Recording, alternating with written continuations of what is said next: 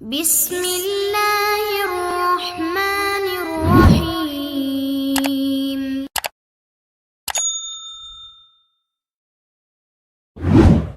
خلیفہ ثالث حضرت عثمان غنی رضی اللہ عنہ کے حالات و واقعات۔ قسط نمبر 2، حالات بعد از اسلام۔ جب حضرت ابوبکر صدیق رضی اللہ عنہ کی رہنمائی سے مشرف باسلام ہوئے اور ان کے مسلمان ہونے کا علم کفار قریش کو ہوا تو بڑی ایذائیں دی گئیں۔ ایک دن ان کے چچا حکم بن عاص ان کو پکڑ کر رسی سے مضبوط باندھا اور کہا کہ تم نے اپنے باپ دادا کا دین ترک کر کے نیا دین اختیار کیا ہے۔ اللہ کی قسم میں تم کو نہیں کھولوں گا جب تک کہ تم اس نئے دین کو ترک نہ کر دو۔ حضرت عثمان نے عرض کیا، میں دین اسلام کو کبھی ترک نہیں کروں گا۔ آخر ظالم اپنے ظلم سے عاجز آ گئے اور ان کو رہائی مل گئی۔ مسلمان ہوتے ہی نبی کریم صلی اللہ علیہ وسلم نے اپنی صاحبزادی حضرت رقیہ کا نکاح ان سے کر دیا، اور جب کفار نے مسلمانوں کو ایذا رسائی پر کمر باندھ لی تو ماں حضرت رقیہ کے ہجرت کر کے ملک حبشہ چلے گئے۔ نبی کریم صلی اللہ علیہ وسلم نے حضرت ابوبکر صدیق رضی اللہ عنہ سے فرمایا کہ عثمان پہلے شخص ہیں جنہوں نے بعد حضرت ابراہیم اور لوط علیہ السلام کے ماں اپنے اہل بیت کے ہجرت کی۔ جب نبی کریم صلی اللہ علیہ وسلم ہجرت کر کے مدینہ منورہ تشریف لائے تو حضرت عثمان رضی اللہ عنہ فی الفور حبشہ سے واپس آئے اور غزوہ بدر آپ ہی کی موجودگی میں پیش آیا۔ حضرت جعفر طیار اور ان کے ساتھیوں کی واپسی حبشہ سے دیر میں ہوئی۔ یہ لوگ غزوہ خیبر کے بعد واپس آئے۔ نبی کریم صلی اللہ علیہ وسلم کی مالی خدمات بھی بہت کی اور بڑی اچھی دعائیں نبی کریم صلی اللہ علیہ وسلم سے حاصل کی۔ نبی کریم صلی اللہ علیہ وسلم اور آپ صلی اللہ علیہ وسلم کے اصحاب کے لیے کھانے کا سامان حاضر کیا جو کئی اونٹوں پر لدا ہوا تھا۔ اس وقت نبی کریم صلی اللہ علیہ وسلم نے آسمان کی طرف ہاتھ اٹھا کر فرمایا کہ یا اللہ، میں عثمان سے راضی ہوں، تو بھی راضی ہو جا۔ اور صحابہ کرام سے بھی فرمایا حضرت عثمان کے لیے دعا کریں۔ چنانچہ رسول خدا صلی اللہ علیہ وسلم کے ساتھ سب نے مل کر دعا کی اور غزوات کا سلسلہ شروع ہوا تو بدر سے لے کر تبوک تک تمام غزوات میں آپ صلی اللہ علیہ وسلم کے ساتھ شریک رہے۔ غزوہ بدر میں شمولیت۔ جب غزوہ بدر پیش آیا تو حضرت رقیہ بیمار تھیں۔ آپ صلی اللہ علیہ وسلم نے ارشاد فرمایا، اے عثمان، تم رقیہ کی تیمارداری کرو، تم کو شریک بدر کا ثواب ملے گا۔ چنانچہ آپ اس غزوے میں نہ گئے اور تیمارداری میں مشغول رہے۔ آپ صلی اللہ علیہ وسلم نے حضرت عثمان رضی اللہ عنہ کو بدریوں میں شمار فرمایا اور مال غنیمت میں بھی حصہ دیا۔ غزوہ احد میں شمولیت۔ غزوہ احد میں جب نبی کریم صلی اللہ علیہ وسلم کی شہادت کی خبر مشہور ہوئی تو صحابہ کرام رضی اللہ عنہم اجمعین میں ایک عجیب سی نہایت بے چینی سی پھیل گئی تھی، اور اس پریشانی اور بدحواسی میں صحابہ کرام میدان جنگ سے ہٹ گئے تھے۔ بعض روایات میں ہٹ جانے والوں میں حضرت عثمان رضی اللہ عنہ کا نام بھی شمار کیا جاتا ہے، اگرچہ ان ہٹ جانے والوں کی کوئی ملامت نہیں۔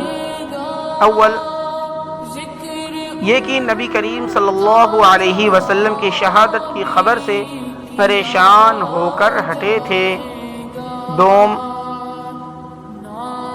اس لیے کہ اس ہٹ جانے والوں کے متعلق صاف طور پر قرآن کریم میں وارد ہوا ہے، وَلَقَدْ عَفَا اللَّهُ عَنْهُمْ۔ ترجمہ، تحقیق کی اللہ رب العزت نے ان سب کو معاف کر دیا۔ حضرت عثمان جیسے جلیل القدر صحابی کے متعلق کسی قابل اعتراض کا ثبوت کسی معمولی روایات جو اخبار حدیث کی حیثیت رکھتی ہو ہرگز نہیں ہو سکتا، لہذا حضرت عثمان کا میدان احد سے ہٹ جانا قابل تسلیم نہیں۔ حدیبیہ میں شمولیت۔ حدیبیہ میں نبی کریم صلی اللہ علیہ وسلم نے ان کو اپنی جانب سے منصب سفارت پر مقرر کر کے مکہ بھیجا۔ کفار مکہ نے ان کو قید کر لیا لیکن نبی کریم صلی اللہ علیہ وسلم کو یہ خبر پہنچی تو ان کو شہید کر دیا گیا۔ آپ صلی اللہ علیہ وسلم کو بڑا صدمہ ہوا اور انتقام کے لیے آپ صلی اللہ علیہ وسلم نے صحابہ کرام سے موت کی بیعت لی۔ اثناء بیعت میں خبر ملی کہ حضرت عثمان رضی اللہ تعالیٰ عنہ زندہ ہیں۔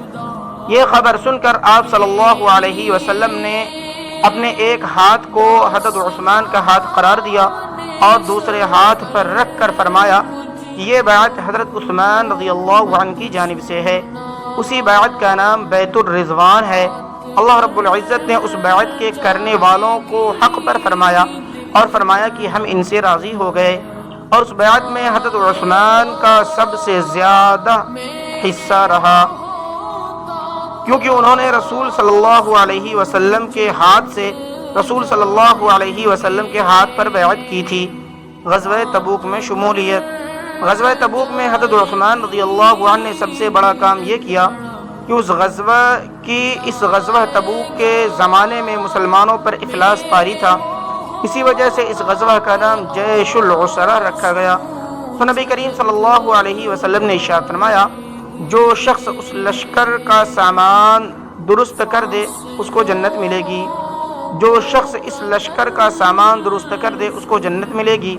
حضرت عثمان نے عرض کیا یا رسول اللہ صلی اللہ علیہ وسلم میں 100 اونٹ دوں گا۔ پھر آپ صلی اللہ علیہ وسلم نے ترغیب دی تو حضرت عثمان پھر کھڑے ہوئے اور عرض کیا کہ یا رسول اللہ صلی اللہ علیہ وسلم میں 200 اونٹ دوں گا۔ اور جب تیسری مرتبہ نبی کریم صلی اللہ علیہ وسلم نے ارشاد فرمایا تو یہ اپنے گھر گئے اور 1000 اشرفیاں لا کر آپ صلی اللہ علیہ وسلم کے دامن میں ڈال دیں۔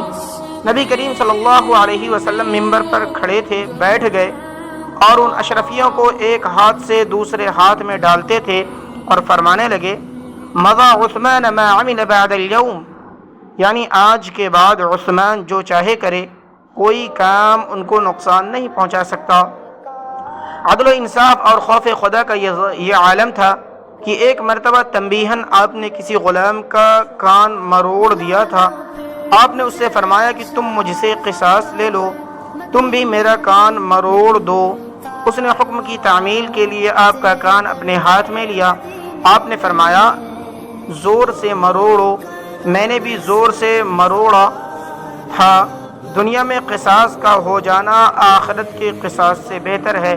باقی انشاءاللہ قسط نمبر 3 میں دعاؤں کا طلبگار بندہ۔